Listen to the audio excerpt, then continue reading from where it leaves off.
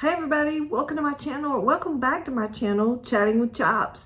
I thought today it might be fun to see if we can make some carrot cake cookies. They're little sandwich cookies with the beautiful cream cheese icing in the middle of them, so let's get started.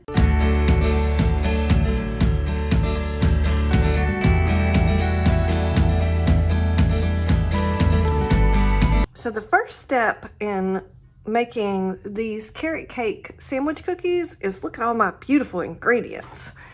Okay, so the first thing we want to do is put in our mixer our 2 cups of regular flour. I'm going to move that. So, oh goodness. Again, I always say my channel should have been named The Messy Cook. All right, then we want to put in our salt, which we have a 1/2 teaspoon of salt. Then we're going to put in our 1/2 teaspoon of baking soda, our 1/2 teaspoon of baking powder, and the last thing we need to do is put in our 2 teaspoons of ground cinnamon. Okay, we're going to stir this together real quick. It'll just take a minute. The next step we need to do is put in our softened butter. We have 12 tablespoons of butter right here. And so I've cut them up into little squares, and we're going to drop these into our flour mixture. We're going to get that all kind of mixed into where it looks like wet sand. It should take about a minute or two, so I've got a timer here I'm going to set.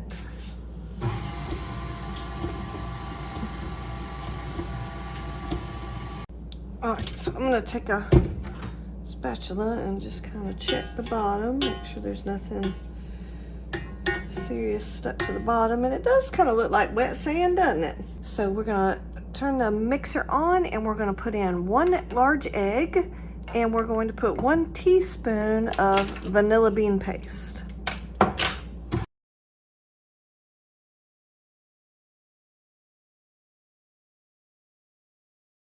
Okay, our mix is looking a little bit dry, but we're gonna go ahead and keep going and see what we need to do. Might need to add a little bit more butter to soften the cookies up a little bit. The next thing we need to add is our carrots, pecans, and raisins. And we have about 1.5 cups of carrots.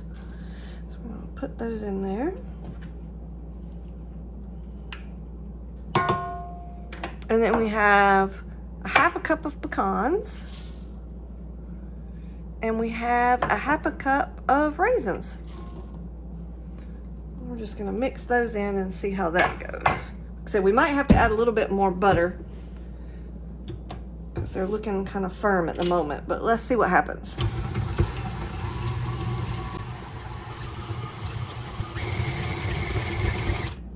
Okay, well, we've got it mixed in for the most part, so let's start making some cookies. All right, so the recipe says you're supposed to pull out your medium cookie scoop. Well, it's not that kind of channel, so we're gonna just try and see what happens with using, I don't know, I might just try and see if I can use my hands. I'll just do some small little balls like that. Let's see how that goes. Recipe does say to try and keep them 2 inches apart. So I have not made this recipe before, so I don't know how much these cookies are gonna spread out. So I think I'm just gonna try to keep them about the same size, but only put a few on the cookie sheet. That way if they, on this first batch, we'll see how much they're gonna spread out. But yep, I'm just taking a little bit of dough. I'm just kind of rounding them a little bit and trying to, again, keep them about the same size.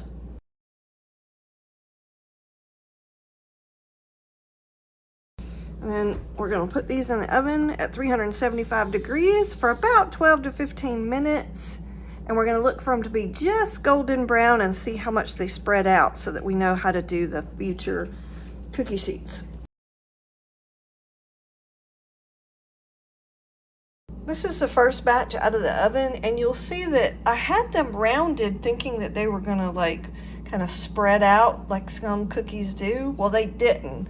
So I popped them out of the oven real quick and took just a regular fork and flattened them down to give them more of a cookie dimension, not just a cookie ball, because that's going to be kind of hard to make a sandwich cookie. But you see, they turned out really, really good. They're very full with all of the pecans and coconut, pecans and carrots and raisins. So I'm just going to keep baking the rest of the cookie dough and come back and we'll look and see how they turned out. So the next step in making our beautiful carrot cake sandwich cookies is we need to make the beautiful cream cheese filling that's going to go in our cookies. We need to add in, and the cookies are completely cool now, but you want to make sure your cookies are cool before you start your filling. And the first thing we're going to do is we're going to put our 8 ounces of cream cheese filling in here. If I can get the lid off. Let me get this out of the way. I'm using the whipped kind because when you use the hard bars, you have to actually soften it or leave it out for several hours. And so I just decided to kind of do a little bit of a cheat and use the whipped kind. That way it's already softened. What I'm talking about is it's the whipped cream cheese spread. Now the next thing we want to add in here is our butter. So we have 4 tablespoons of butter that we're going to put in there. And then we're just going to mix that together until it's all nice and combined. I'm just going to scrape down the sides. Make sure there's nothing hung up. Nope, that just looks gorgeous. We're going to add in our 3/4 of a cup of powdered sugar. Just add that all in. And then we also want to add our teaspoon of vanilla bean paste.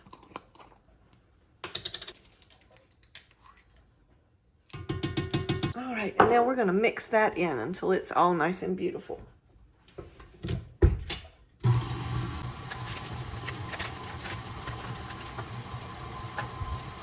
Because we need this to be able to pipe and be able to stay on the cookies.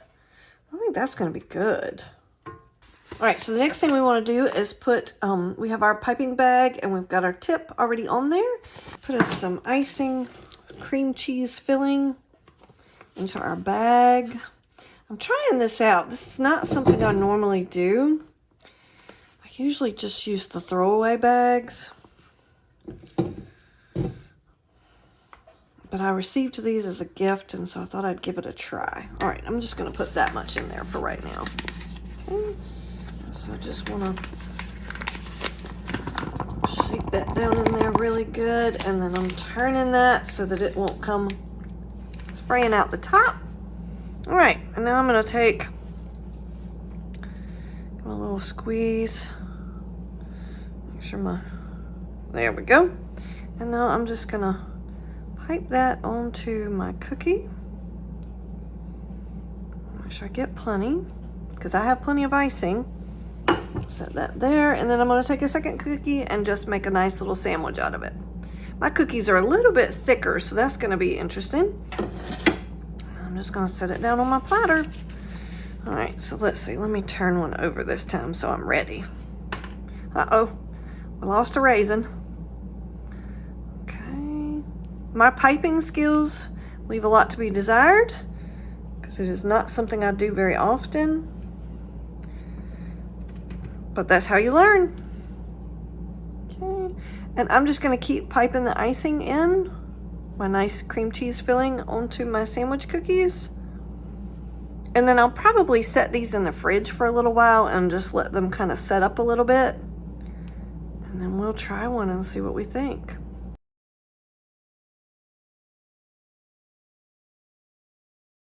Oh, I was going to show you another way. You can just use like a flat scraper and scrape the icing onto the cookies, kind of like that. And then put your cookie on top. You could do that too. I mean, you don't have to, if you're not very good at a piping bag, or you don't have a piping bag or piping tips, there's nothing wrong with just using one of your regular scrapers or regular just kitchen knife. You can use just a regular kitchen knife to do it. Let me bring these over here so you guys can see them really good. I would say my cookies appear to be a little bit dry because I'm losing some of my ingredients. Like my raisins and my carrots and such don't seem to be sticking really well. So I might have to try a different recipe. I found several carrot cake cookie, sandwich cookies out there. So I may have to try a different one. I think they turned out wonderful. But like I said, I'm going to stick these in the fridge and let that icing set up a little bit, and then we'll try one and see what we think. Okay, so let's try one of our carrot cake sandwich cookies. I'm not quite sure I can get that whole thing in my mouth at one time.